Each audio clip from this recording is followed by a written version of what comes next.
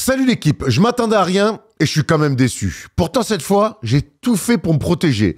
Mais la médiocrité de ce week-end, devenue aussi agréable qu'à l'échelle sexologue avec son propre daron, m'a berné une année de plus. L'All-Star Game, c'est devenu aussi chiant que ce numéro inconnu qui t'appelle pour te dire qu'il a eu un paiement suspect sur ton compte. Sauf que là, c'est qu'une fois par an. Et heureusement. On peut bien imaginer tout ce que l'on veut pour essayer de sauver l'événement, mais même Léonard de Vinci lui-même ne pourrait rien inventer de plus. Car la solution est et sera toujours dans les mains des joueurs, et non pas dans celles minuscules d'un acteur / comique. D'ailleurs les gars, si je veux voir autant de Kevin Hart, j'ai déjà Netflix. Sur mon League Pass, tant qu'à faire, je préfère voir du basket.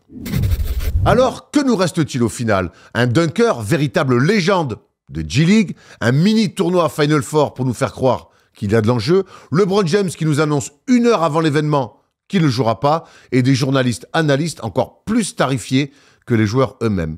Non, encore une fois, cette édition du All-Star Weekend a tourné à la boum ratée, et encore une fois, je me suis fait bananer.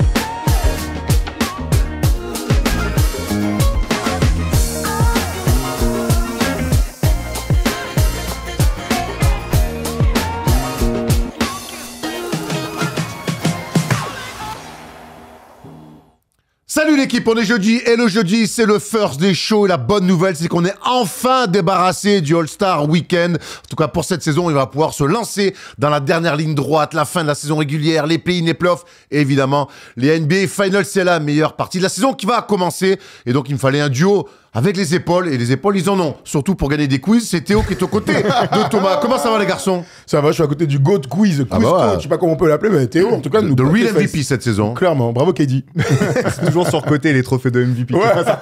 Il y a beaucoup de storytelling. Je va dire ça à TJ Shorts quand même, hein. J'aimerais bien en avoir moi, des trophées d'MVP. Tout va bien? Ouais, on a fait un super. petit break un petit peu avec Ouais, sur le Star Game, moins de mais- matchs NBA à regarder. 0 match à regarder, tu te lèves le matin, t'es pas stressé, t'es pas inquiet pour ton équipe, même si je me suis levé ce matin, j'étais un peu vénère, encore une fois, une Y a de performance terrible de Luka et des Lakers. Mais bon, écoute, là, comme tu l'as dit, on va rentrer bientôt dans le printemps, en plus on part à New York la semaine prochaine, tout va bien.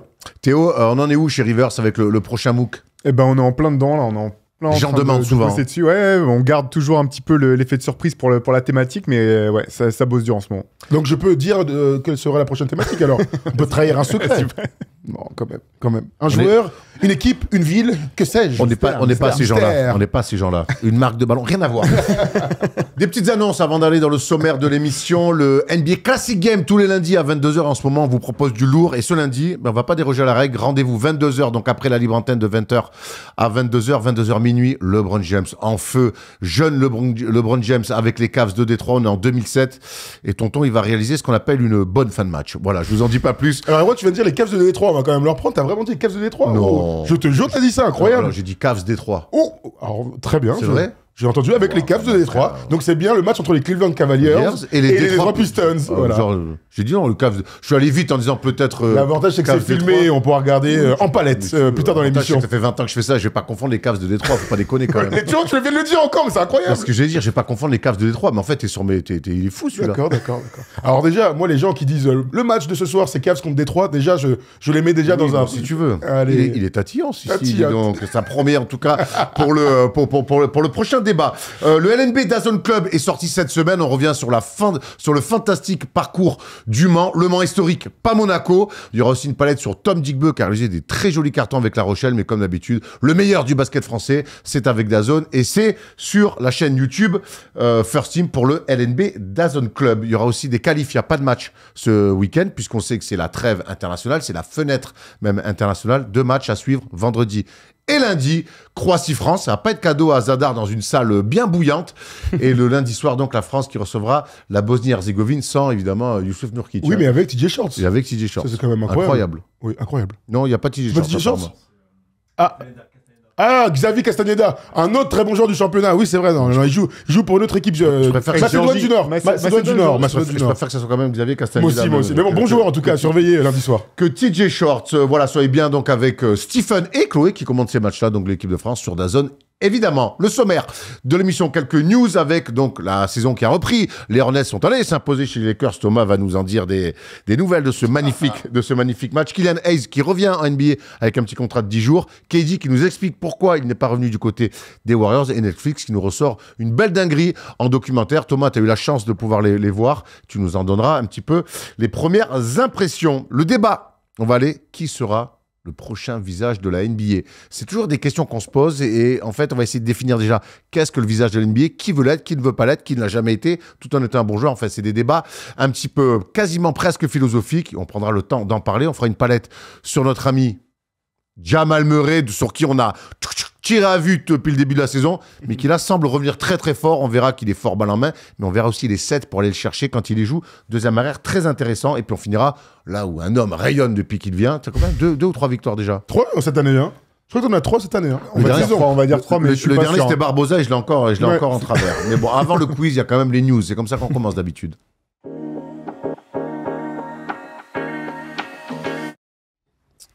Un match simplement cette nuit, mais un match qui a fait mal à Thomas Dufan puisque les Charlotte Hornets sont allés s'imposer de fort belle manière sur le parquet des Lakers. Ça a permis de revoir Luka et LeBron James associés. Ça a surtout permis de voir la Melo Ball réaliser une fin de match incroyable. Talentueux, notre ami. Ouais. On n'est pas vraiment là pour s'attarder sur les Hornets. On est surtout là pour parler des Lakers qui perdent, j'ai envie de dire, une nouvelle fois après le Jazz. C'est les Hornets. Ouais, ce qui est drôle, c'est qu'une équipe retrouve une autre équipe avec laquelle ils ont fait un trade qui a été annulé, ce qui est quand même unique dans l'histoire de la NBA, que Mark Williams était donc bien sur le terrain, autant que Dalton Connect d'ailleurs. Il a l'air d'aller bien, Mark Williams. J'ai pas l'impression que ce soit un mec qui ne passe pas des visites médicales. D'ailleurs, il en a parlé, il a dit qu'il comprenait pas du tout pourquoi le trade avait été annulé. Bref, on a eu quand même un match de basket intéressant à regarder. Une nouvelle fois, LeBron James, c'était Game Time Decision, il a joué et il a été très bon, c'est clairement le meilleur joueur de son équipe. On a vu Luka et LeBron jouer ensemble, on a vu, voilà les stats super, un Luka ultra maladroit encore une fois, il a 1 sur 9 à 3 points, 14 points, 11 rebonds quand même, 8 passes. Je dis quand même que Tom hier soir dans Clutch avait vu le double-double de Luka avant tout le monde. Notre ami Austin Reeves s'est fait expulser après avoir insulté un arbitre, où il y a clairement faute, c'est pas sifflé, il s'énerve, hop, 2 techniques d'affilée, et il dégage. Les mecs, ils ont quand même pris un 23-1 sur 5 minutes. Donc, quand je dis les mecs, c'est les Lakers ont encaissé un 23-1. Il y a eu un money time, etc. Bref, c'est une nouvelle défaite après celle face au Jazz, juste avant le All-Star Weekend. Et sans dire que c'est une mauvaise dynamique, sans dire ce genre de choses, il y a quand même 2-3 inquiétudes qui étaient prévisibles, telles que la défense. Et puis une attaque un peu en berne, mine de rien. Ils ont fait que shooter à 3 points. Ils ne marquent que 97 points dans le match. Ouais, les 2 premiers paniers qui marquent, d'ailleurs, c'est sur de la contre-attaque. Sinon, pendant 3 minutes sur jeu, sur demi-temps, il n'y a pas de panier. Ouais. Tu partages un petit peu les débuts d'inquiétude de Thomas, Théo? Pas tout à fait. Moi, ça me semble logique. Tout dépend de ce qu'on appelle inquiétude. Si c'est est-ce que les Lakers vont avoir une chance d'aller très loin en playoff cette année, pour moi c'est presque le trade, enfin c'est presque accessoire en fait.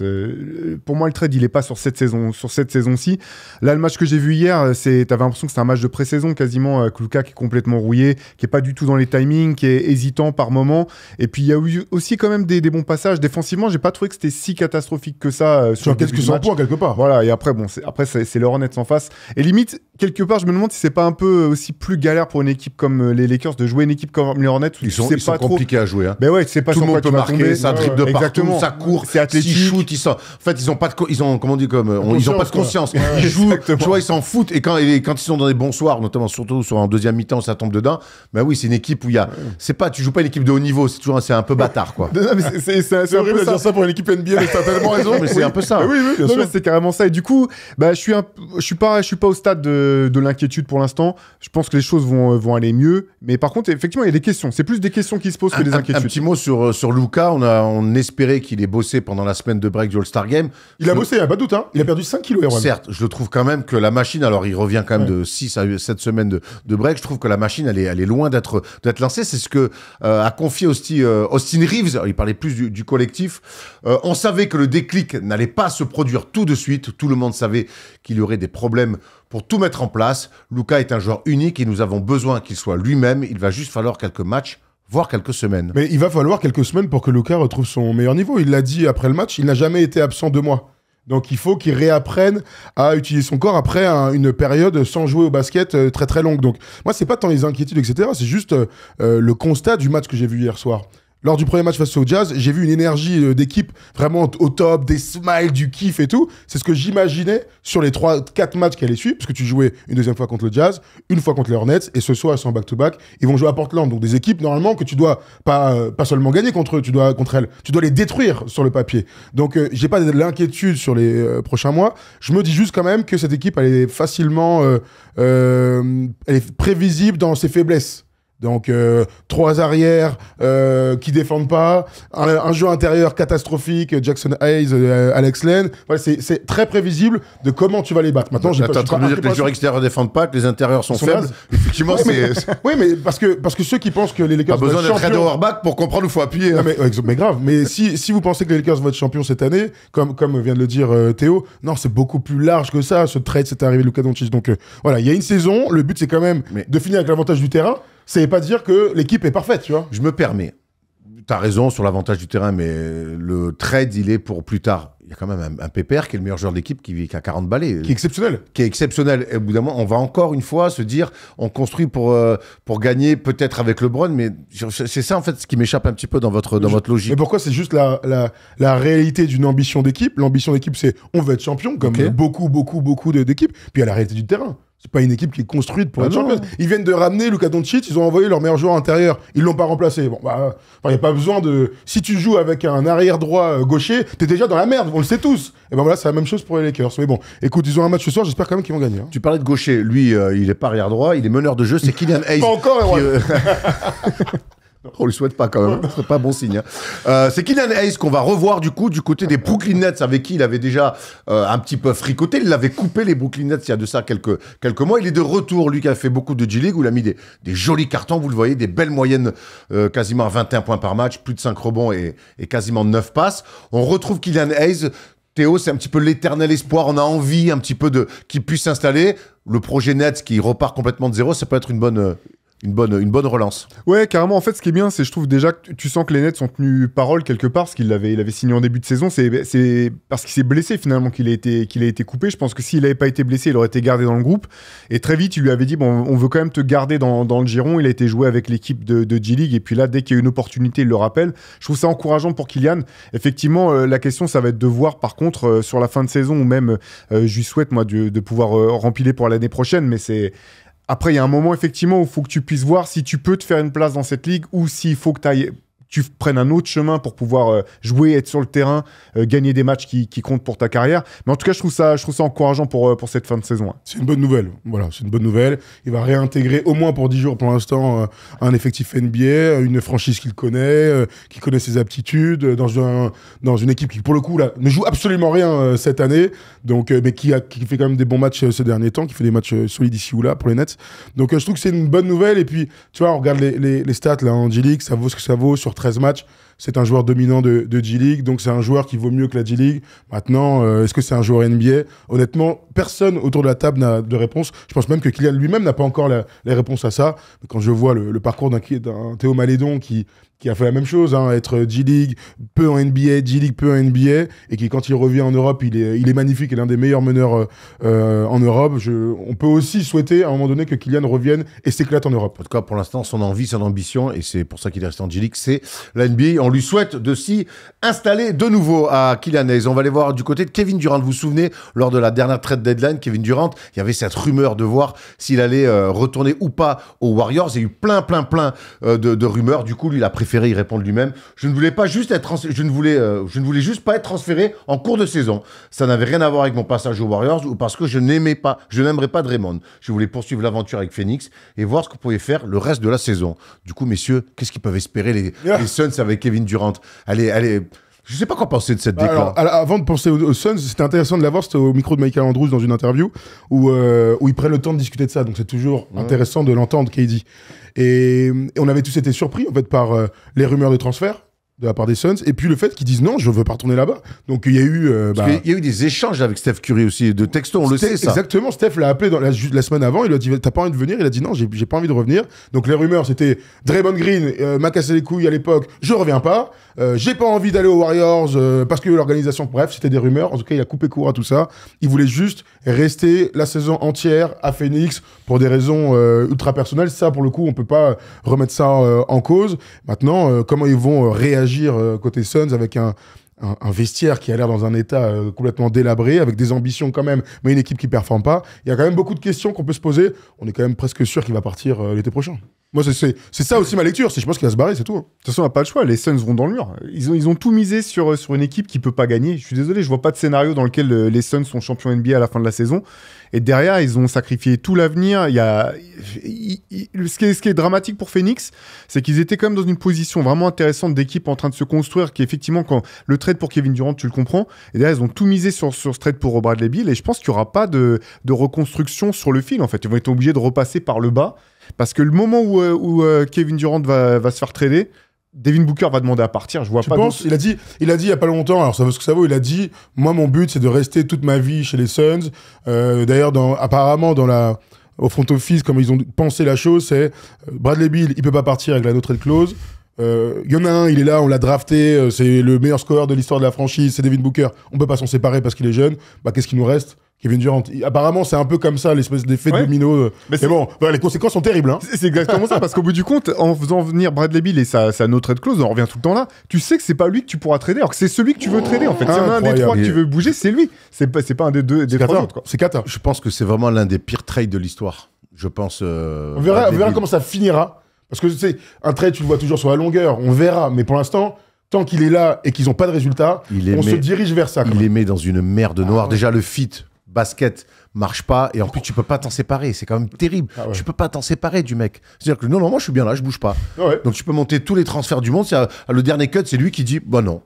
Et ça les met dans une merde. Enfin bref, écoute, hein, on verra bien en tout cas comment les Suns vont essayer de rebondir et de finir au mieux cette saison. Mais c'est vrai, t'as raison, les rumeurs sont de plus en plus insistantes sur le fait que KD va se barrer cet été. KD, on le retrouve sur le terrain de NBA, on le retrouve aussi sur Netflix, puisqu'il est au cœur de la série Court of Gold, c'est ça? Oui, Court of Gold. Le terrain en or. Et vous reconnaissez évidemment ces rues qu'on arpente en scooter tous les jours, mais les Américains l'ont fait cet été. Ils ont gagné lors d'une compétition fantastique où la France a aussi brillé. Thomas, c'est du bon Netflix encore. Oh bah, ils sont trop forts. Ils sont trop forts pour tous ceux qui ont apprécié la première salve avec Drive to Survive, hein, notamment, qui a revigoré complètement le monde de la F1. Tous les sports y sont passés. On a vu du golf, on a vu le Tour de France, on a vu beaucoup de choses. Le basket avait commencé à avoir sa petite place avec Michael Jordan, bien sûr, et The Last Dance. On se souvient aussi du documentaire... Non. Le documentaire sur la Redeem Team. On va quand même respect sur... Oui. Ah non, je peux parler de basket. Alors oui, alors t'as raison, Erwan. Avec Tipeee, avec un intervenant quand même exceptionnel. Quelqu'un, mais fantastique. La Redeem Team, très bien. Voilà. J'allais rester quand même sur les États-Unis, mais t'as raison. Parlons-en, Erwan. Qu'est-ce que t'étais beau, hein. Oh la vache. Il est malade. Quelle performance. Starting 5 aussi avait du basket. Il est malade, celui-là. Ah, il est chaud, celui-là. Attends, tu m'as placé Tipeee. Je me suis dit, le gars, il va briller. Ça tombe bien, Erwan, on a des extraits de toi qui parlent dans les... Mais je croyais que t'allais parler de ça en plus, moi. Non, j'ai resté aux States. Bon, bref. Et là, on arrive au JO. Je vous le dis très honnêtement, c'est un des documentaires sport des dernières années sur lequel j'ai eu le plus de hype.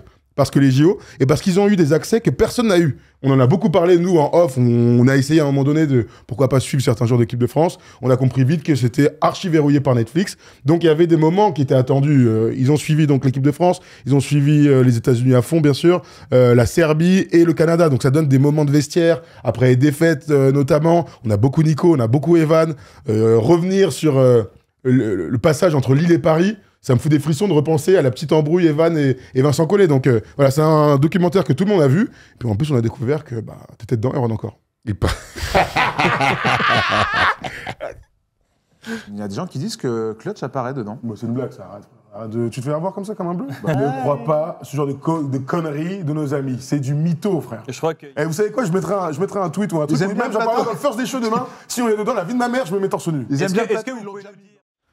Aïe, aïe, aïe. Ouais, alors en fait, donc ça s'est avéré vrai du coup. Alors, Ça, c'est l'émission Clutch d'hier. Oui. Mais donc il y a un extrait de Clutch pendant les Jeux Olympiques où Attends, effectivement, voilà, il est là l'extrait. Mais alors, c'est l'extrait le moins écureuil de l'histoire. C'est-à-dire que, bon, alors on voit Carole est sur son téléphone, oui, il y a Thomas Larokis, et il y a Rémi, hop, c'est fini. Voilà, il n'y a rien d'autre. On ne sait pas pourquoi ils l'ont mis, mais bon, tant mieux, je suis content de voir mes copains dedans. Il n'y a pas de petite Il y victoire. a 0 petite victoire, je suis d'accord. Donc, en plus, j'ai juré sur la vie de ma mère, ce que je fais absolument jamais, surtout quand j'ai tort. J'étais à l'épisode 2, et ça, c'est dans l'épisode 4. Et dans le chat hier de Clutch, tout le monde commençait à dire nanana. Et c'est vrai, Paul et Tom qui m'ont dit, mais ça se trouve que c'est vrai. J'ai dit, mais c'est un scam. On vit dans un monde où il y a une dame qui a donné 700 000 euros à un faux Brad Pitt, je me ferais pas avoir. Voilà. Bon, bah, je me suis fait pas avoir, c'est l'inverse, puisque finalement, on y est vraiment. J'ai promis que j'allais être en torse nu aujourd'hui. Avec ou sans soutien-gorge? Alors, justement, j'ai pas le bon bonnet aujourd'hui, mais je vous fais une promesse, en revanche. Une vraie promesse. Lundi, dans la libre antenne NBA, le quiz, avant de partir à New York, je le ferai torse nu. Voilà. Je le fais pas aujourd'hui parce que j'ai du respect pour mes aînés, pour mes chauves. Et pour moi. Pour mes aînés et chauves, c'est Non, mais vous deux. lundi, moi je suis là pour te voir torse Ouais, nu. mais le lundi, c'est tranquille, c'est chill. Donc, lundi, On rendez-vous. va mettre la clim, hein, parce que s'il fait froid, je vais pas avoir tes tétons qui pointent. Hein. Ah, moi, téton qui pointe toujours, tranquille. Donc, voilà, je le fais pas aujourd'hui parce que c'est une émission sérieuse. Lundi, c'est chill. Vas-y, on fait ça dans la libre antenne. en tout cas, Vers 21h50. D'accord, c'est pas en faisant des émissions, en tout cas torse nu avec les tétons qui pointent, que Thomas sera le visage de la NBA. Mais qui sera le futur visage de la NBA? Ben, on va en parler tout de suite.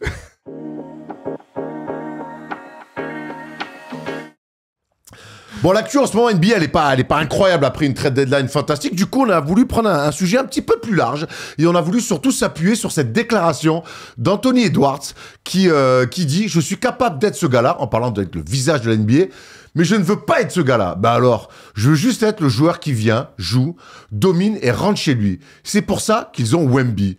Alors les gars, on va d'abord s'arrêter là-dessus avant de rentrer dans le détail de qu'est-ce que doit être le visage de la NBA. Mais cette déclaration, elle est quand même incroyable, même si elle colle parfaitement au personnage. Bah, elle est incroyable, c'est en marge du All-Star Weekend. Ce qui est fou, c'est que tous les médias, la NBA, a fait d'Anthony Edwards son pur sang pour être le futur visage de la NBA. On l'a bien senti pendant les playoffs l'année dernière, on l'a bien senti aussi pendant les JO. C'est le jeune loup parmi les GOATs et les OGs. Donc en fait, normalement... Et t'as l'affiliation avec Jordan aussi. Mais grave, l'un des fils cachés de Jordan. Mais c'est les histoires qu'on aime en termes de storytelling.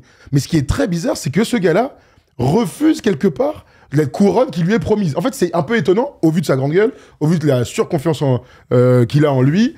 Normalement, il coche toutes les cases en tant qu'Américain ultra sûr de lui, qui, normalement, au-delà de dire non, dit oui, c'est moi, en fait, le visage, le futur visage. Théo, j'ai deux questions pour toi. Est-ce que, quelque part, c'est pas un peu ce qui est Anthony Edwards? On se souvient que quand il est drafté, vous vous souvenez, alors, c'est période Covid, il est en hoodie, enfin, il est en teddy, dans son canapé, et il est pas du tout et il dit habillé en surtout, je costard. préfère la NFL. Hein. Ouais, c'est ça. Il dit, moi, je préfère le foot US. Donc, voilà un peu qui est aussi Anthony Edwards. C'est un mec un petit peu détaché, mais j'ai envie de te poser la question. Est-ce que c'est pas aussi une posture de dire ça d'Anthony Edwards? Genre, je le veux pas, mais en fait, c'est juste une posture pour dire ce qui m'intéresse, c'est le jeu. Mais Je pense qu'il y a un peu des deux, parce qu'effectivement, ce que j'aime bien, c'est ce côté, il dit tout ce qu'il pense, quoi. C'était l'an dernier, je crois, où on lui demande qui est le meilleur joueur de la ligue, et n'importe quel athlète américain est programmé pour dire c'est moi le meilleur joueur de la ligue, tu vois, et lui, il dit non, c'est Jokic. Tu vois, il le dit direct, en fait, sans chercher à se défausser, sans filtre, exactement. Donc, je pense qu'il y a une partie de lui, c'est ça, et l'autre côté, je pense que c'est aussi une partie de posture, effectivement. Je vois sa dernière campagne Adidas, elle est assez marrante parce qu'il y a quand même pas mal de pics qui sont envoyés envers les mecs qui ont douté de lui, ou etc. Donc je pense que c'est pas non plus comme s'il s'en foutait complètement de son image et de sa place dans la ligue. Et je trouve ça assez malin, en fait. Si c'est de la posture, je trouve ça assez malin, finalement, parce que il y a le côté, finalement... si je deviens le visage de la ligue, c'est que j'aurais pas choisi, c'est les gens m'auront choisi, tu vois, c'est un petit peu le principe de c'est le peuple qui m'a choisi, donc je suis encore plus légitime pour l'être, et je pense qu'il a la personnalité et le jeu pour l'être. Je sais pas s'il est dans l'équipe pour l'être.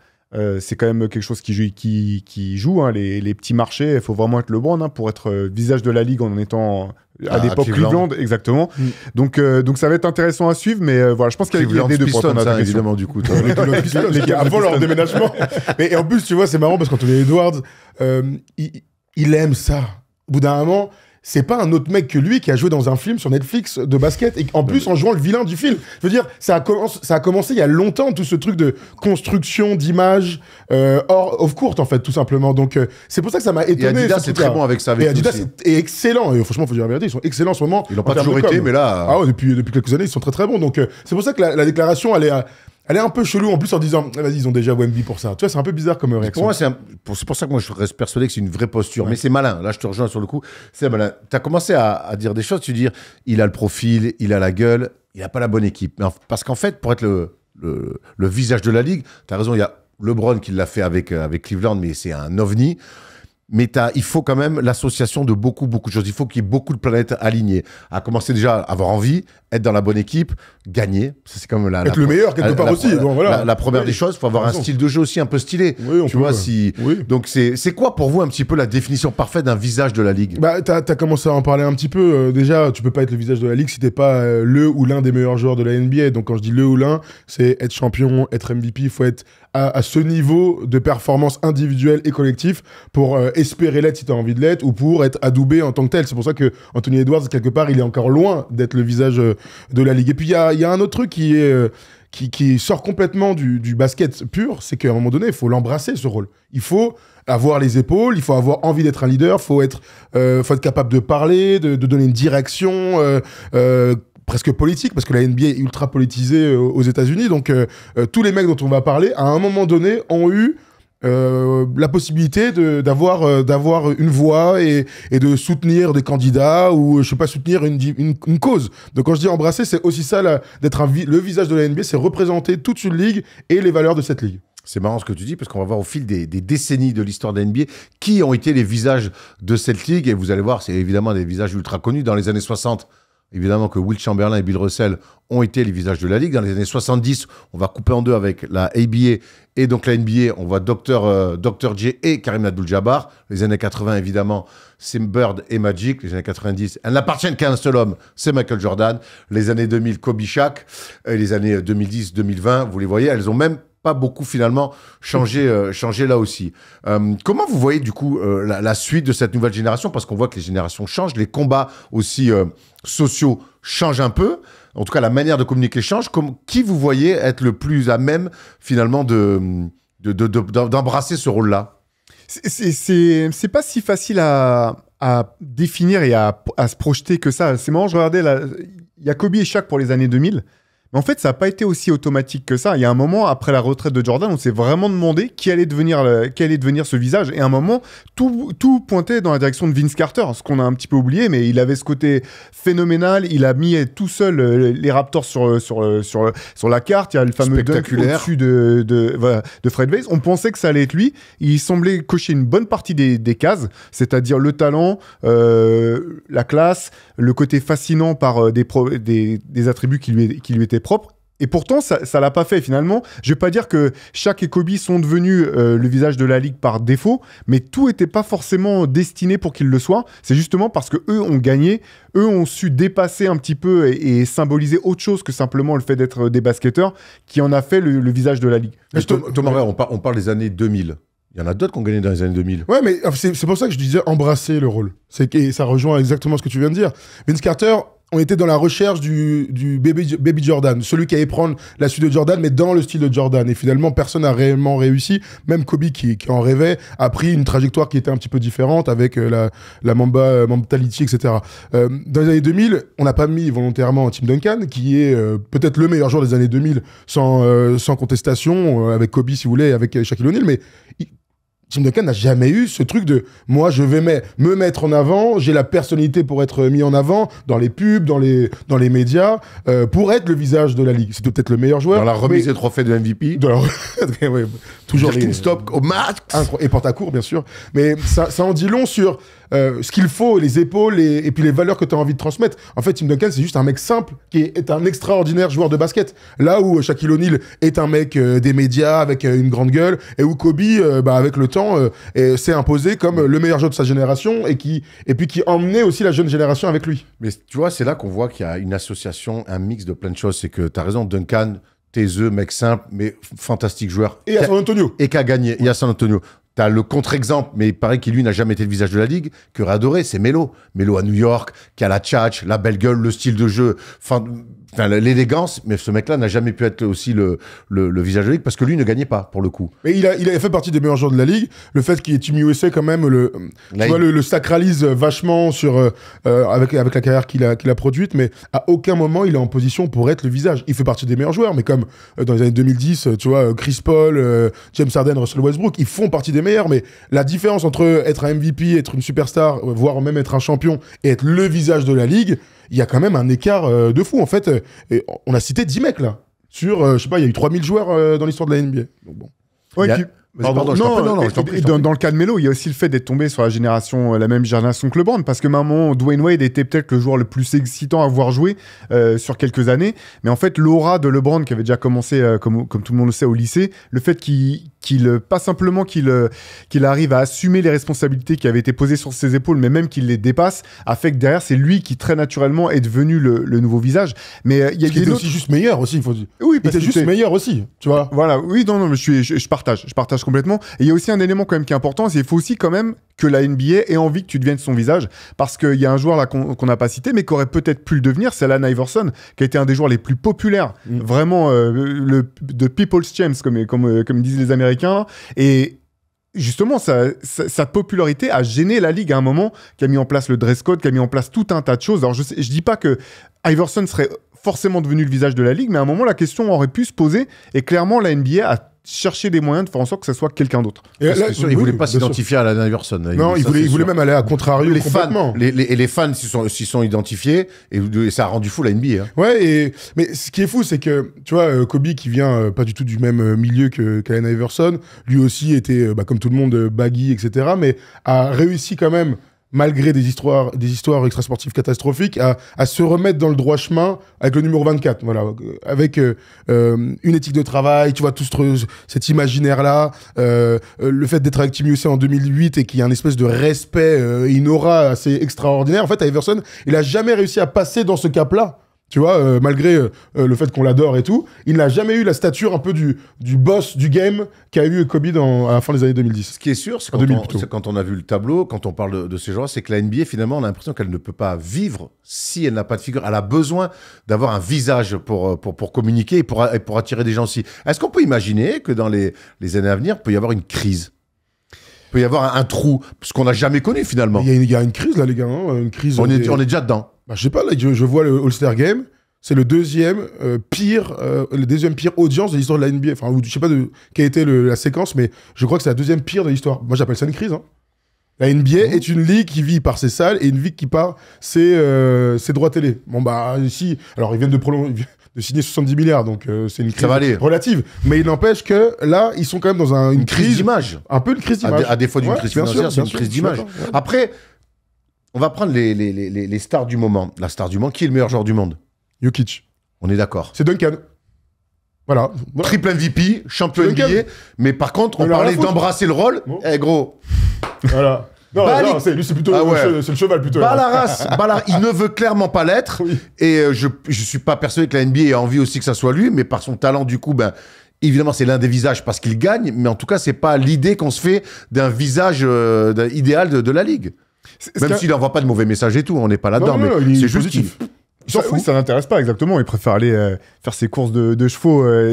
C'est exactement ça. Ce qui est intéressant aussi, c'est que souvent, tu vois, je reviens aux images que vous avez montrées, qui étaient vraiment intéressantes. Souvent aussi, ces questions d'images, elles se sont bâties sur des oppositions fortes. En fait, on voyait Bill Russell, qui est sans doute la première star vraiment de la NBA, mais il y a les oppositions avec Chamberlain. Il y a dans les années 80, je suis pas sûr finalement que Magic ou Bird auraient aussi facilement pu endosser ce côté visage de la Ligue s'ils n'avaient pas été en opposition, s'ils n'avaient pas été montés en opposition. Ça a permis à la Ligue d'avoir à la fois des fanbases qui se rassemblaient derrière un joueur et en même temps qui allaient forcément s'opposer à une autre fanbase. Là, on voyait, il y a eu Kobe et Shaq, etc.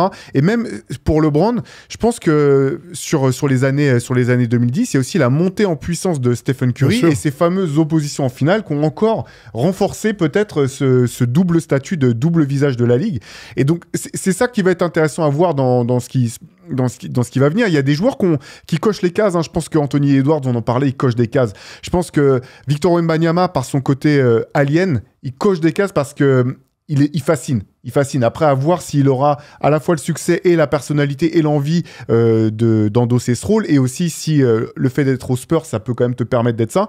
Mais s'il y a une grosse rivalité qui commence à se monter, que ça soit entre Victor et un autre, ou entre... entre l'histoire se rebelle avec Chet par exemple. L'histoire se rebelle. Ce serait magnifique. Mais qui est intéressant aussi comme bonhomme. Mais pas un autre... dans l'air, j'ai l'impression, cette rivalité. Et puis c'est un tout petit marché aussi. Donc je sais pas si ça fonctionne. Mais alors, tu vois, c'est toujours une partie archi intéressante, c'est le storytelling.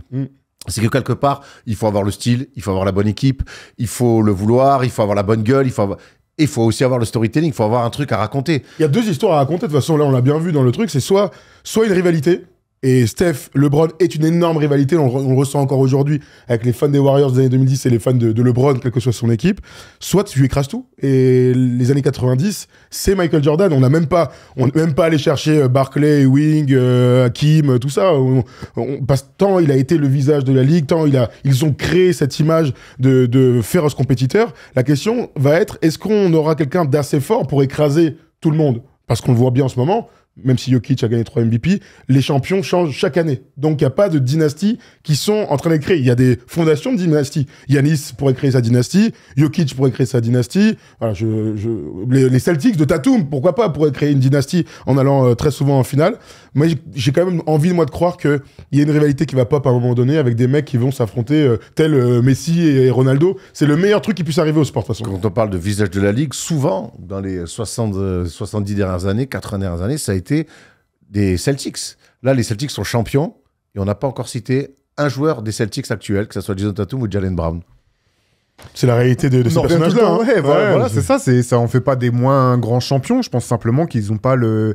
Voilà. Le débat, c'est pas de savoir qui sont, si c'est des bons joueurs ou pas. Hein. Ah non, je sais bien, mais je pense qu'aucun des deux n'a je sais pas, le hit factor, quoi. Le truc qui fait que t'es une méga star internationale. Pourtant, c'est 2 profils très différents, tu vois. Mais même, ils sont pas assez forts, pas assez forts, c'est horrible de dire ça, les mecs, ils peuvent être MVP un jour, mais il leur manque, t'as raison, l'étincelle, le truc en plus qu'a l'air d'avoir Anthony Edwards, alors qu'il est à Minnesota et qu'il a jamais fait de filet NBA. Donc, tu vois, il y a un truc qu'on n'a pas du tout cité, c'est qu'on est quand même dans l'ère moderne de la NBA, l'ère tournée vers l'international, et que pour la première fois de l'histoire de la NBA, de l'histoire entière, les meilleurs joueurs, vous le savez, sont internationaux, mais les visages de la Ligue sont internationaux. Giannis, dans les années 2020, j'ai eu quand même la sensation qu'il est l'un des visages de la Ligue, entre sa popularité, on le voit bien lors des All-Star Games, ses titres, son palmarès, il a tout gagné, il fait partie des superstars.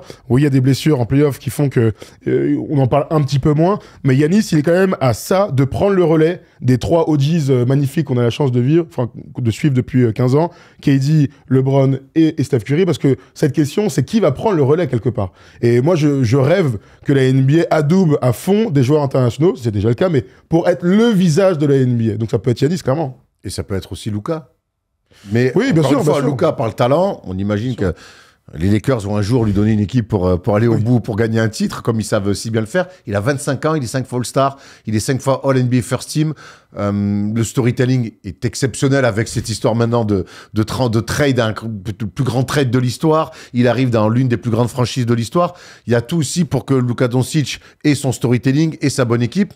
Mais la question qu'on a envie de se poser, c'est est-ce qu'il a envie d'être ce visage aussi, Luka Doncic? On sait que c'est pas le plus grand des communicants. Il déteste les médias, on peut le dire. Alors il y en a un qui s'en fout, c'est Jokic, et puis il y en a un autre qui est en rupture avec les médias. Hein. Franchement, on vous dit la vérité. Hein. Quand il est là, il a même envie d'envoyer des potes. Hey Kyrie, tu peux aller faire l'interview à ma place? On en est là, hein, vraiment. Rémi, une fois, une interview, il a dit 3 phrases. On se souvient à Abu Dhabi l'année dernière. Bon, moi, c'était la meilleure interview qu'on ait vue de Luka. Ça, c'est un vrai souci pour le coup, parce qu'embrasser, c'est aussi jouer le jeu des médias. C'est là où LeBron il met pas la langue, hein, s'il embrasse le rôle. C'est là où LeBron est peut-être le meilleur dans l'histoire, tu vois, par rapport aux médias, de toute manière. Mais Luka, c'est une bonne question. Par le jeu, alors que par le jeu? Par le jeu et par la franchise et par la manière dont comment dire, il rayonne aussi à l'international. Par contre, effectivement, je pense que c'est pas forcément... Mais en fait, Luka, c'est quand même un exemple très intéressant parce que je pense que c'est peut-être l'un de ceux qui pourrait devenir le visage de la Ligue, même sans avoir l'envie de faire tout l'extra sportif en termes de médias et de storytelling, parce qu'il y a déjà tellement d'éléments qui sont en place pour lui.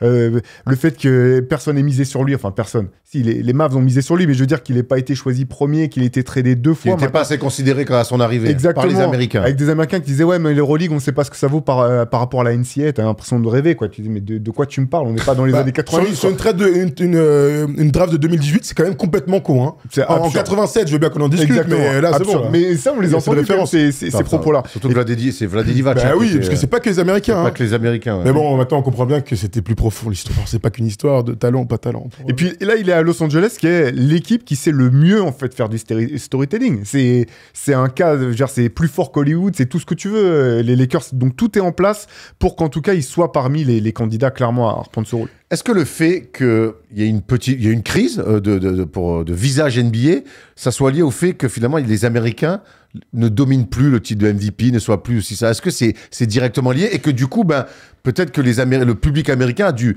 même s'ils reconnaissent le talent, a du mal à se reconnaître dans d'autres gens on sait comment sont les Ricains. Ils admirent d'abord et surtout les gens de chez eux. Mais c'est sûr que c'est un facteur, tu as raison de le souligner.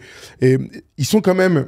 les joueurs américains écrasés par les 3 anciens là. En fait, c'est vraiment Djoko, Federer et Nadal. C'est que t'as 3 mecs qui sont tellement hors normes sur tous les aspects, donc à la fois en club et avec la sélection nationale, ils sont tellement plus forts que les autres que en fait le flambeau il est énorme quoi. Tu vois, c'est un truc de chantier. Le truc, c'est pas juste un petit flambeau comme ça à reprendre. Donc la vraie question que je me pose, c'est qui aura les épaules pour à un moment donné être à leur niveau. Et est-ce qu'il existe déjà ce joueur américain pour rester là-dessus? Mais tu sais que je me suis toujours dit que, et quand je lisais les magazines sur la NBA des années 60, je me suis toujours dit, cette ligue, c'est quand même incroyable, ils ont toujours réussi à se renouveler. Toujours. Je me suis dit, putain, ce mec va arrêter, comment ça va se passer derrière? Et t'as raison, quand Jordan arrête, mine de rien, on se dit, mais qui va reprendre? Et finalement, t'as Kobe qui déboule avec le Shaq, et ainsi de suite, et ainsi de suite. Ils ont toujours réussi dans l'histoire à se renouveler, à retrouver des visages et des personnages qui étaient des méga superstars et qui dépassaient le cadre du terrain. LeBron est arrivé aussi.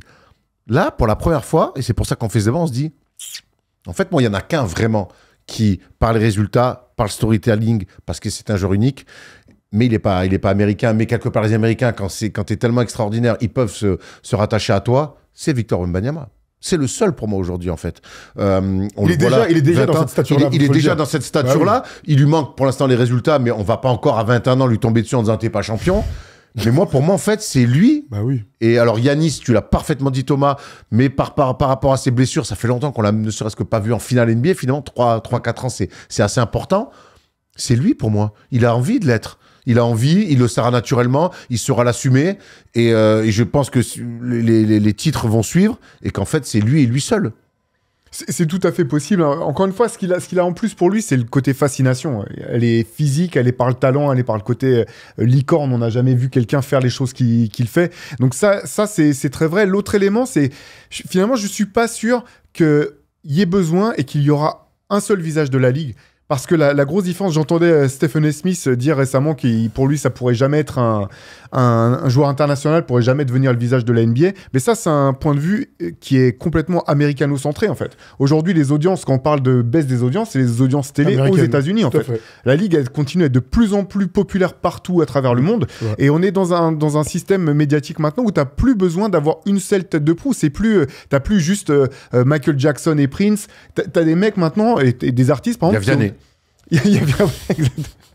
Non, mais t'as des artistes qui ont qui sont extrêmement populaires dans des pans de la société à des endroits que t'imagines même pas forcément et qui sont d'immenses stars. Donc je pense comme First Team sur Facebook à Madagascar. Non mais attends, c'est pas une blague les gars. Ça c'est un truc, je ne sais pas. Alors Jérémy est malgache, c'est peut-être à cause de lui, ou grâce à lui plutôt. Mais parfois on le dit en rigolant et tout. Bon, la France évidemment le premier marché où on est sur sur Facebook de loin. Le deuxième est à 13%. C'est Madagascar. C'est-à-dire qu'on est ultra suivi chez nos amis et on ne l'explique pas aujourd'hui. On les embrasse en tout cas. On leur dit merci, c'est grâce à vous qu'Erwan est si beau le visage de la NBA. Mais peut-être sur Facebook à Madagascar. C'est incroyable. Donc ça va dans ton sens. Ouais, voilà, ça va. Non, mais c'est un petit peu ça et c'est pas faux. Par exemple, un mec comme T-Mac qui a jamais été le visage de la ligue, qui aurait pu, si sa carrière s'était passée différemment, c'est une des plus grandes stars du basket en Chine. Et quand moi je me rappelle être allé en Chine dans les années 2000, j'avais halluciné. Il y avait des trucs que tu voyais même pas aux États-Unis en fait, avec des billboards énormes sur des façades d'immeuble.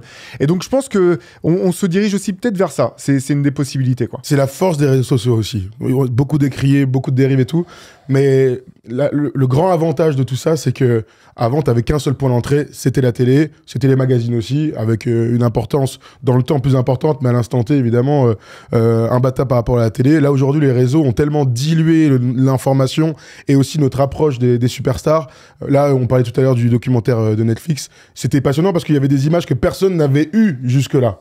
Mais la vie d'Anthony Edwards, j'ai déjà vu 1000 fois. La vie de LeBron, je l'ai vu 1000 fois, etc., etc., etc. Vous vous souvenez, quand Tipeee est arrivé en NBA, le premier documentaire sur Canal Paris-Texas, c'était la première fois qu'on voyait la vie d'un joueur NBA comme ça. Donc, et ça nous avait fait un impact de ouf. Là, on est tellement dans autre chose que peut-être que le visage de la NBA, ce sera pas la NBA qui va le décider. Ce sera un petit peu naturel par rapport aux réseaux sociaux. Parce que des joueurs américains qui sont des bons joueurs, qui ont mis des 70 points, qui mettent des cartons, il y en a. Hein. Tu vois, là, je prends le classement des Donovan Mitchell, on a dit Tatum Brown, Ja Morant, Devin Booker. Ils en ont des gonzes. Il y en a des mecs. Mais finalement, on a l'impression que tout ce qu'on... J'en oublie plein. Mais tout ce qu'on vient de citer là, on se souvient d'Harden, de Westbrook à leur grande époque. Mais en fait, il y a un plafond. Ces mecs-là n'ont jamais incarné finalement ce que leurs aînés ont pu faire. Moi, ma vraie take par rapport à tout ça, c'est que le visage de la NBA, côté américain, n'est pas encore en NBA. Vraiment, je pense que Cooper Flag représente absolument tout ce dont le fan américain de NBA a besoin aujourd'hui. Il est ultra talentueux, il passe par Duke, il est blanc, je suis désolé de le dire, mais c'est catastrophique, mais il est blanc, et donc je crois que à un moment donné, ça joue dans le monde terrible dans lequel on vit aujourd'hui, dans le monde de Trump, hein, pour préciser ma pensée. Il a tous les arguments pour être, à un moment donné, la superstar qui va arriver dans une équipe, qui va changer le game de cette équipe. Il sera avec Team USA dès 2026, ou en tout cas au JO de 2028, il y a peu de doute, en bus à Los Angeles, donc ça peut être la star, à un moment donné, avec Anthony Edwards de ces JO-là. Ce gars-là est attendu peut-être depuis 20 ans, je pense, par le public américain pour prendre le relais de ce qu'on a pu connaître avant, de Larry Bird, en fait, tout simplement. C'est vrai que c'est marrant ce que tu dis, tu parles de Cooper Flag, on a eu la chance, nous, de recevoir J-Bonsa, bien sûr. J-Bonsa. Là, on a deux profils, oui. Théo, potentiellement, qui pourraient, eux, devenir le visage de la Ligue d'ici 5 ans. Parce que là, on a deux superstars, alors un qui est encore au lycée, qui va aller à la fac, et l'autre qui va arriver à la draft, mais c'est vrai qu'ils cochent toutes les cases, c'est des gueules, c'est des mecs, tu vois, même au lycée, il y a la fac, tu vois déjà, qui dégage des trucs qu'on voyait chez LeBron, qu'on voyait chez Melo à la fac, des trucs... Qu'on voyait chez Zion, hein. Chez Zion aussi. Qui a jamais réussi à passer le cut. Exactement. Donc, tu penses peut-être que ces mecs-là, finalement, les futurs visages de la NBA pour les ricains, ils sont pas encore dans la ligue? Oui, effectivement, c'est possible. Ce que j'arrive pas à voir pour ces deux joueurs, dont le talent est incroyable, hein, c'est s'il y aura un facteur qui permettra de les différencier d'autres très bons joueurs, en fait. Parce que même Kevin Durant, on en a parlé, pour moi, il a jamais vraiment été le visage de la ligue, alors que c'est un des meilleurs joueurs de tous les temps. Le move qu'il fait d'aller à Golden State plie complètement ça. Mais même quand il était à OKC, je pense que s'il est champion avec OKC, l'histoire, le fameux storytelling est différent. Je sais pas, parce que lui, il est en position à un moment donné d'être le meilleur joueur de la ligue. Et même si c'est pas la NBA, les liens sont très forts. Le fait qu'il ait été qu'il ait le GOAT FIBA et le GOAT de Team USA, pour moi, le met tout de suite dans une strate qui le différencie de tous les autres qu'on vient de citer. Tu vois? Ouais, mais j'en suis pas convaincu, en fait, parce que j'ai pas eu le sentiment qu'il avait cette capacité à fasciner les gens, vraiment, à ce que des gamins se lèvent en disant, moi, je veux devenir le prochain. Non, mais nous, on l'a vu. Tu parles avec Victor, il dit, je veux être KD. Tu parles avec J-Bonsa, il nous dit, je veux être KD. Je vais le dire sur un facteur très simple, quand on faisait encore le magazine Rivers et qu'on était encore en kiosque, les fois on a mis Kevin Durant, par exemple, ça n'a jamais été on se dit, il est super fort, il est frais et tout. Côté OKC, c'est ouf. Tu vois, on n'a jamais fait de très bonnes ventes quand c'était Kevin Durant. Alors, c'est un argument qui en vaut. Je dis pas que c'est un seul argument, mais j'arrive pas à savoir si... Parce que là, tu me parles, tu me dis Victor Wembanyama, mais ça, là, c'est les passionnés de basket, les tarés de basket, en fait. C'est pas le fan, c'est pas le casual qui regarde le résultat quand il se lève le matin, tu vois. Et pour être une superstar, pour être le visage de la ligue, faut que tu touches tous ces gens-là aussi.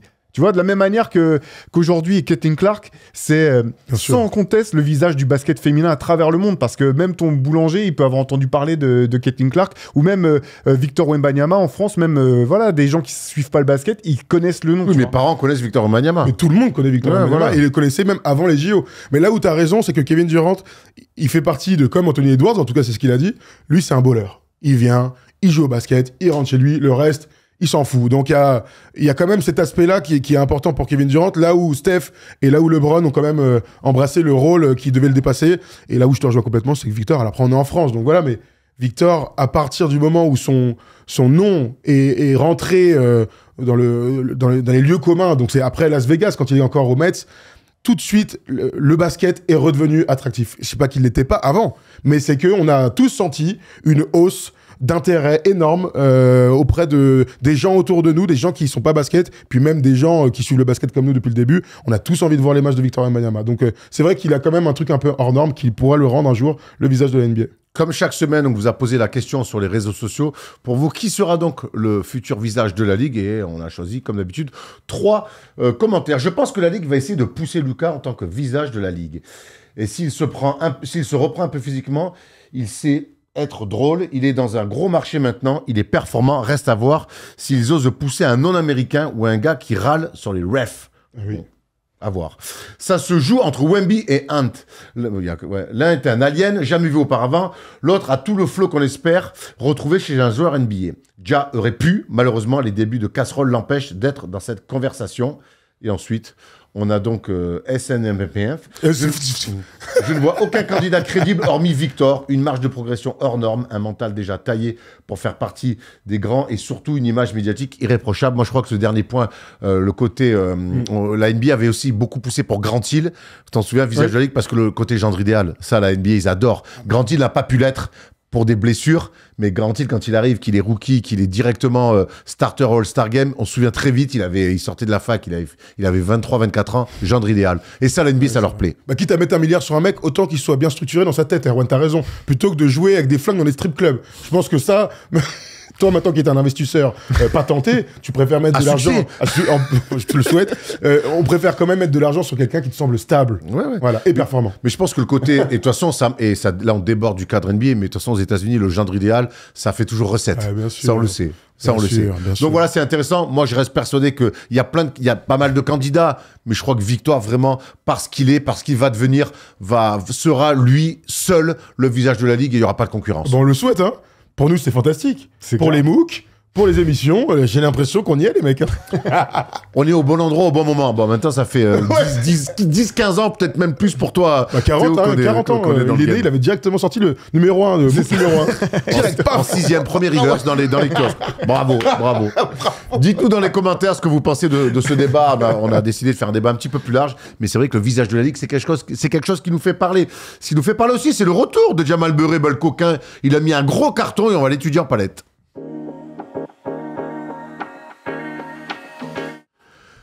C'est la bonne nouvelle pour les Denver Nuggets. Jamal Murray redevient Jamal Murray. On l'a vu battre son record en carrière avec un magnifique 55 points.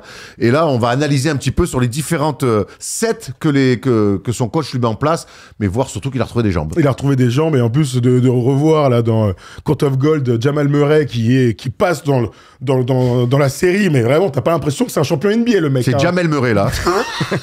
Oui, c'est Jamal Murray. Allez, allons voir les images de Jamal Murray. Donc, je vais l'appeler comme ça, c'est extraordinaire comme surnom ça. Regarde, Jamal Murray dans le corner. Voilà, on regarde cette première action et on va bien sûr avoir des actions à 2 avec Nikola Jokic, qui d'autre que lui. Jamal Murray, donc, qui joue meneur dans cette équipe des Nuggets. On va retrouver, donc, Erwan parlait des 7. On est sur attaque placée. Le but, c'est clairement d'aller chercher Jamal Murray dans le corner, sauf si la défense se trouve. Là, pour le coup, il y a un espèce de switch pour éviter le lay-up facile et la bonne passe de Nikola Jokic. Mais ce qui est merveilleux avec Nikola Jokic, c'est qu'il y a toujours une bonne passe, un bon timing et un bon tir. Là, on est à 27-18 au moment de ce tir et il est en train de chauffer notre ami Jamal Murray. Ouais, puis il profite parfaitement de la belle communication collective de la part des pendant oui, mais c'est mieux qu'un lay-up, Erwan. Ouais. Tu vois ce que je veux dire?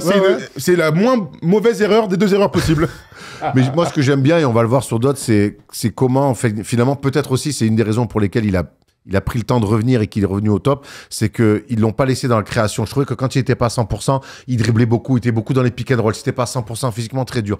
Là, on voit qu'avec des plays comme ça où il bénéficie d'écran parce que c'est un combo, c'est pas un meneur de jeu pur et dur. Donc, il aime aussi bénéficier des écrans, être dans les lectures. Et en plus, quand t'as Jokic à côté. Donc, c'est un vrai plus pour les Nuggets. Allez, action numéro 2, on enchaîne tout de suite avec Jamal Murray. J'adore Jamal Murray, c'est fantastique. Jamal. Alors, Erwan parlait tout à l'heure de la création et du dribble. Bon, bah, c'est clairement une action là. Plaisir pour Jamal Murray. On est dans le troisième quart-temps à ce moment-là. Allez, on y va tout de suite. Toujours sur le même type d'action là, avec Nikola Jokic sur le elbow là, et qui va pouvoir profiter du mouvement de ses coéquipiers. On va suivre donc la pause d'écran pour d'abord tenter de laisser Jamal Murray aller à droite. Finalement, il va à l'inverse. Ça provoque un petit switch après le end-off avec Nikola Jokic. La défense est plutôt bien pour le coup. Ils ont arrêté le petit lay-up. Mais Jamal Murray est un joueur de talent, un joueur qui retrouve sa confiance. Et ça, c'est quand même des actions, Théo, qu'on a vu faire Jamal Murray pendant les rounds de playoff. Ils sont allés loin. Ouais, carrément. En fait, il les faisait depuis le début de la saison, mais il mettait pas dedans. En fait, tu le voyais rater sur ses jump shots. Là. Ça, c'est vraiment tout son jeu. Là. J'aime le jeu à deux entre Jamal Murray et Jokic. C'est ce que je préfère peut-être quasiment dans la NBA aujourd'hui. C'est indéfendable quand les deux sont bons. Donc, ouais. Une connaissance parfaite de l'un et de l'autre. C'est ce qu'on adore aussi dans ce duo. Troisième action, on y va tout de suite. On enchaîne avec Jamal Murray. Encore une fois, qui sort off-ball. On va suivre tout ça. Ça, c'est des actions aussi qu'on voyait très très peu. Parce qu'en même temps, quand t'as pas de canne, tu peux pas aller au lay-up. Vous connaissez la théorie de base. On va suivre donc. Ça fait très longtemps que j'ai pas mis un lay-up d'ailleurs. Jamal Murray va donc sortir. Là, c'est DeAndre Jordan qui est sur le terrain. Donc, ils sont à moins 20 de net rating par rapport à quand il y a Nikola Jokic. La sortie là-bas pour le démarquer avec Dalanto Benton qui défend sur lui. Et donc là, t'as le choix en général. Si c'est mal défendu, t'as peut-être un tir, t'as peut-être un contre un jeu sur la ligne de fond. Mais non, dans ce mouvement-là, il va encore une fois essayer de provoquer les switches de la défense des Blazers. Là, il arrive en vitesse. Et quand Jamal Murray est en vitesse, normalement, il est pratiquement indéfendable. Il y a même un slip là de DeAndre Jordan qui touche avec sa main. On est quand même pas loin de la faute offensive. Il a vu ce petit écart là. Et puis là, quand je le disais tout à l'heure, il était en canne. Et quand Jamal Murray est en canne, ça donne aussi des paniers faciles dans cette belle attaque des Nuggets. Ça donne un lay-up, mais j'aime bien comment c'est amené. C'est pour ça qu'on fait la palette derrière. C'est encore une entrée qu'on n'avait pas vue là sur les trois premières actions. Et derrière du mouvement, on voit beaucoup de mouvements autour de lui. Donc là, c'est vrai que c'est une phase où il n'y a pas Nikola Jokic. Mais encore une fois, ils vont le chercher. C'est pas lui qui monte la balle, qui va jouer un premier pick and roll. Et en fait, tu te rends compte que c'est un joueur qui quand il est à 100%, c'est un des meilleurs joueurs contre un de la ligue. Bien sûr, sans aucun doute. Et c'est important de rappeler que Jamal Murray est fantastique dans les fins de match en tant que porteur de balle, dans le jeu à deux, dont parlait tout à l'heure Théo, avec des end-off, du pick and roll et tout, mais il faut réserver ces moments où c'est plus risqué de garder la balle comme ça pour les fins de match, les money time importants. Faut le dire à Jalen Brunson et à Tom Thibodeau. Hein. Ah non, mais eux le font, 48 minutes, 48 minutes de money time. Mais oui, et 82 matchs aussi. Allez, on enchaîne avec la dernière palette. Quand est-ce qu'on fait ça? Oh là là, Jalen Brunson et Towns, ce serait lourd. Une dernière action, ça c'est des classiques de meneurs NBA scoreurs, le flotteur. On va revoir encore le bon spacing déjà, avec encore DeAndre Jordan qui a la balle à la place de Jokic dans ce début de système, et on va retrouver encore Jamal Murray qui va pouvoir remonter avec cette espèce de, alors pas une cascade mais un écran pour le démarquer et provoquer des switches. Cette fois-ci ça suit, mais ça ne protège pas la raquette de Blazers. Et là, c'est une meilleure adaptation, on va dire, avec un drop coverage à l'intérieur. Et regardez, Jamal Murray, quand même, il a toujours ce truc de mettre les mecs dans le dos, ce qui lui permet ensuite, dans l'entre-deux, d'avoir ces petits teardrops, ces petits leaners, ces runners, vous l'appelez comme vous voulez. Mais ça, c'est indéfendable pour une défense NBA, d'autant plus quand elle est mauvaise. Bah, de toute façon, on voit bien que la conférence Ouest, elle est ouverte. Il y a que le Thunder vraiment qui est très régulier depuis le début de saison, et que les Nuggets vont mieux, que les Nuggets remontent, et que quelque part les Nuggets vont redevenir un vrai favori au titre. Moi, je reste persuadé que l'année dernière, ce qui s'est passé en demi-finale de conf quand ils mènent 3-2, c'est un espèce de sortie de route, mais ça reste mental. Ouais, cette équipe-là, je pense qu'elle a su apprendre de ça, et que les deux à 100%, on sait que Jokic est à 100%, mais Jamal Murray qui retrouve ce niveau-là, on va certainement, et je ne serais pas surpris, retrouver les Nuggets avec une expérience d'anciens champions très très haut en playoff. Ça tombe bien, c'est ce que j'avais dit à 6 mois quand tu les défonçais, ça m'arrange. Je vous donne les stats. Je rigole, hein, bien sûr. Je vous rassure, je ne dois pas d'argent à Thomas, il est juste. Tu me donnes de l'argent en plus, alors non, bon? pas du tout. Je vous donne quand même ces stats juste sur les points marqués, parce qu'il est quand même très complet. Je vous laisse juste sur les points marqués. Le 14 janvier, il marque 45. Depuis, ça fait 22 points, 30 points, 19, 9 le 21 janvier. C'est un peu raté. 25, 18, 33, 31, 20, 20, 10, 30, 17, 55. Il y a clairement du mieux. Il retrouve un niveau All-Star. On rappelle qu'il n'a jamais été All-Star de sa vie, ce qui est quand même incroyable. C'est de sa faute, hein. Ouais, bah oui, c'est pas de la mienne. Clairement, c'est pas de la tienne. Ce qui est de la mienne, par contre, c'est que je gagne jamais assez au quiz. Voilà. Et je vais essayer de... Est-ce que Théo va encore nous la faire à l'envers? J'espère pas, vraiment. Je le vivrai très mal. Allez, le quiz.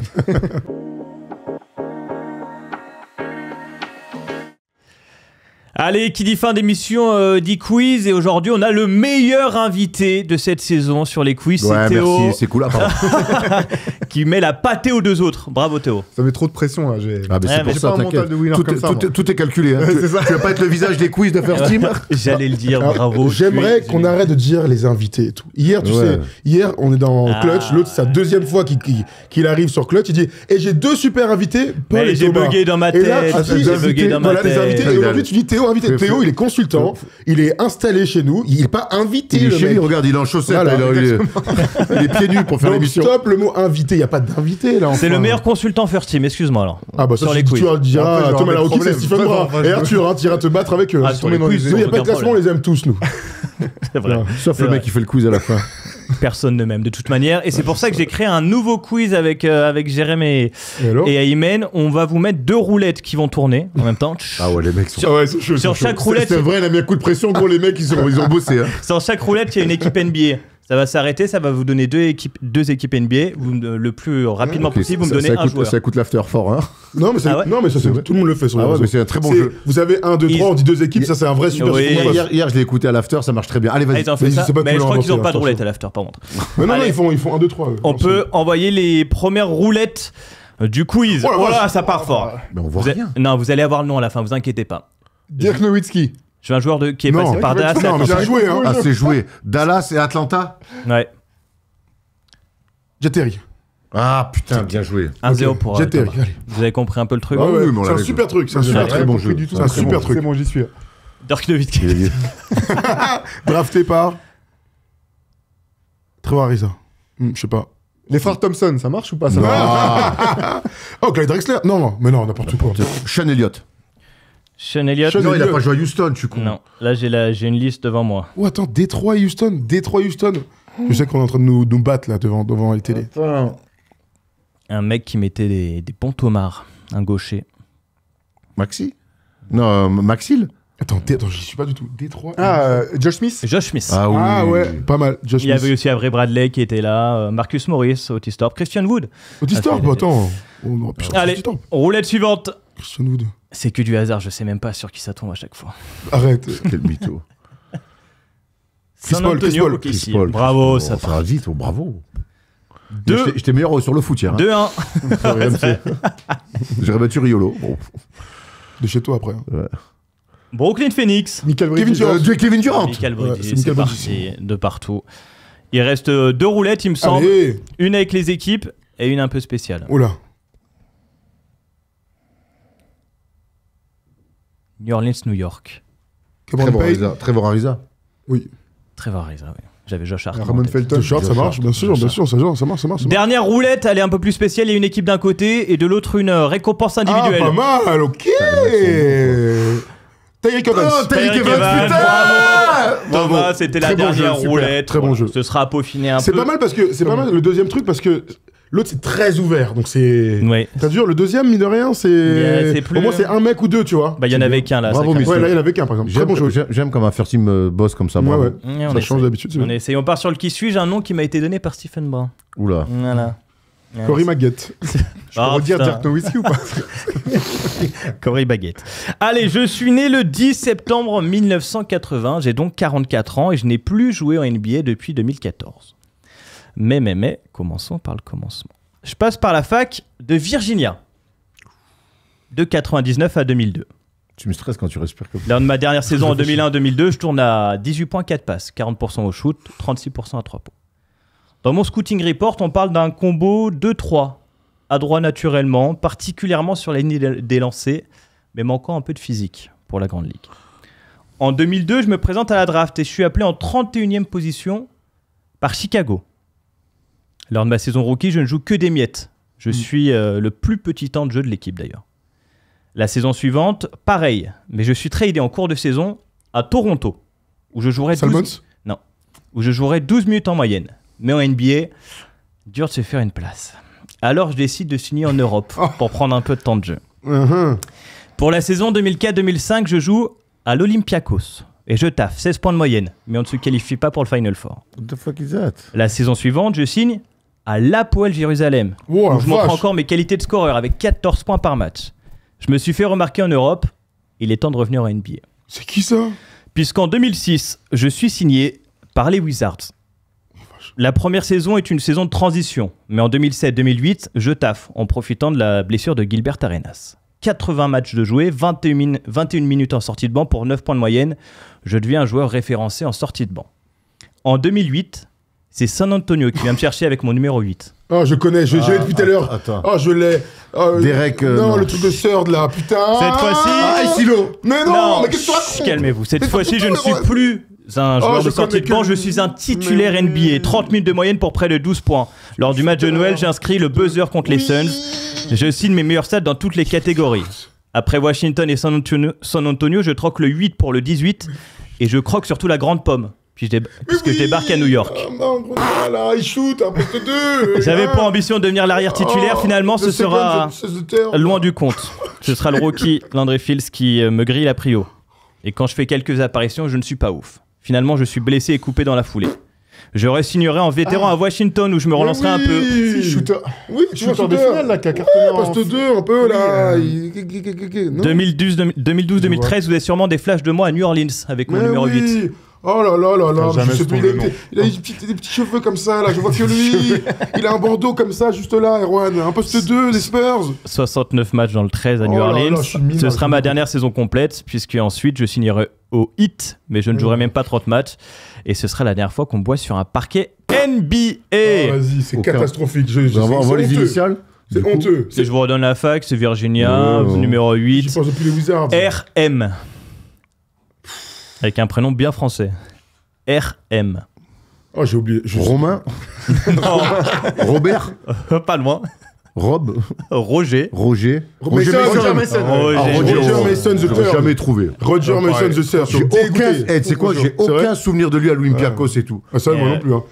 C'était lui que j'avais en tête. Hein. C'est dommage. Bah oui, j'ai l'impression que c'était lui. Bravo Mais Steph, parce j'ai que pas tu le les as blague. piégés. Roger Mason. Ah ouais, titulaire aux Spurs. J'avais et pas la tout. fac, j'avais pas pas rien le du tout. joueur, Ah ouais, ouais. Maintenant, quand même, je l'ai. On a vu la photo de Roger Il a Mason. joué au Cleveland de Pistons, mais. Sinon, après, je l'ai perdu. Les Cleveland de Pistons, c'est trop drôle ça. Bon, bah écoute, ça arrive. En tout cas, bravo à Roger Roger Mason, Mason. je me dégoûte. Roger. C'est vrai qu'à l'Olympiakos, maintenant que tu le dis, si. Je m'en souviens pas. Moi, je me souviens de Acilo. Oui, oui, mais il pensait à un arrière, Erwan. Silo, frère. Allez, va falloir se remettre. Tony Snell la semaine dernière, Roger là. Tony Snell, je l'ai eu la semaine dernière, par contre. Oui, mais au bout du bout, hein. Tout à fait. Très bien. Oui. L'avantage, c'est qu'on n'a pas perdu, Erwan, contre le GOAT. Moi non plus, ceci dit. Ouais. Ça, je m'en sors pas Bah, mal. Roger Mason. Je garde mon titre. hein. Eh oui, c'est vrai. C'est vrai. La semaine prochaine, pas de First Day Show dans le studio parce que nous sommes à New York. Mais on vous fera évidemment des vidéos toute la semaine sur place par rapport à ce qu'on a vu, par rapport aussi à l'actu. On ira dans des diners, faire comme on aime, faire des petites vidéos. On vous oublie pas. Et puis lundi, on se retrouve quand même juste avant notre départ mardi pour la libre antenne, 20h, 22h. Donc vous nous appelez et 22h, minuit, le match entre les Cleveland Cavaliers de LeBron James et les Detroit Pistons de Chauncey Billups, Chris Webber et Rachid Wallace. Merci Théo. Avec plaisir comme toujours. Merci Merci, Erwan. Thomas, merci Paul, merci Léo, merci Jérém, merci Aymen, merci tout le monde, merci de nous suivre. Ciao l'équipe, bye bye.